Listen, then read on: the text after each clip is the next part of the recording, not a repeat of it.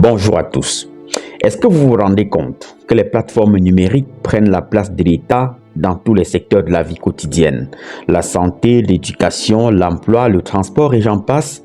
Nous sommes tous désormais obligés de transiter par les plateformes au travers de ce qu'on appelle vulgairement les applications genre Uber, Blablacar, CAF, Doctolib et bien d'autres encore pour gérer nos besoins de services dont le transfert d'argent, le rendez-vous chez les médecins, etc. C'est ce qu'on appelle la plateformisation, c'est-à-dire la gestion des services jadis confiés à l'État par des infrastructures.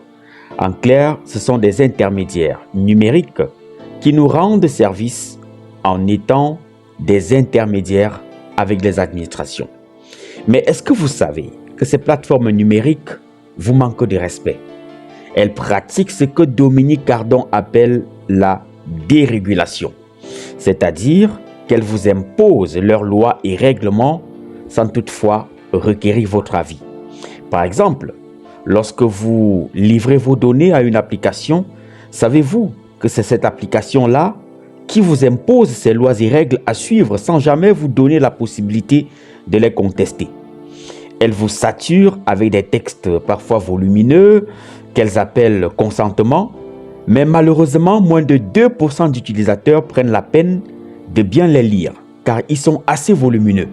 Et c'est là le vice caché, car vous confiez vos données importantes à une machine qui, en retour, ne vous offre aucune garantie. C'est aussi ça le revers de la digitalisation des services. Les pays développés ont commencé à imposer leurs lois à ces géants du net. Mais dans les pays du Sud, à l'instar de l'Afrique, on n'est même pas encore conscient des dégâts d'une telle démarche. Alors, watch out.